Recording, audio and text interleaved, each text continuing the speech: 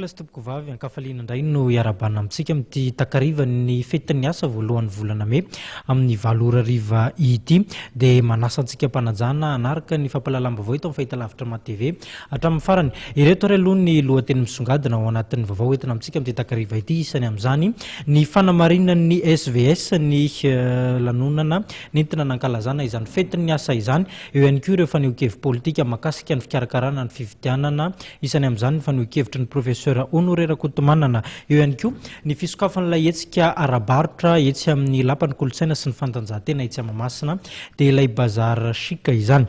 Fa hosantarantsika amin'izay vaovaon'ny asa izay, ny vaovao amin'ity takariva ity, nankalaza ny andro natokana ho an'ny asan'ny syndicalisme vahaolana sahaza na ny SVS. Nandritra izany moa no nanindrina izy ireo ny tokony ampiarina ny lalàna mifehy asa eto Madagasikara.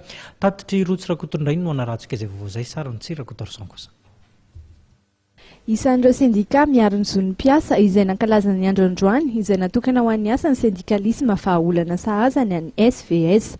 Mahatsapa ireo syndikalista fa latsaka katerina tanteraka ny asa eto amintsika ary izay indrindra ny mbola hiadivan'izy ireo mba hampanjakana ny rariny eo amin'ny tontolon'ny asa. Nanomboka ny fisian'ny krizy dia niena anisan'ireo orinasa ary mihavitsy ihany koa ny asa eto an-toerana. Mijaly ny mpiasa satria amin'izao fotoana izao dia tena miroborobo be mihitsy zany mitily resaka atsindry azo lena ataon'ny mpampiasa amin'izao fotoana izao. Tena manjakazaka mihitsy ny mpampiasa amin'izao fotoana izao zany dia izay ny fahatsapana hitan'ny SVS zany ao anatin'izy. Maninona ny SVS ny mahatsapa amin'izay? Proof atsapan'ny SVS amin'izay dia be da be zany ireo dossier, ireo fitoriana ataon'ny SVS amin'ireny mpiasa izay mpiamana ao amin'ny SVS voaloka tsy noho ny tsirariny.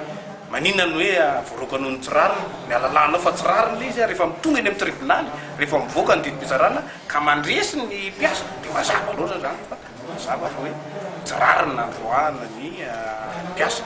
Be da be zany ny dossier manana fito amby efapolo zay tamin'ity taona ity zany no dossier mpiasa zany izay tsapany SVS miaran'ny tsindry azo leny dia noentina au niveau ny inspection de travail sy au niveau ny tribunal mihitsy azy.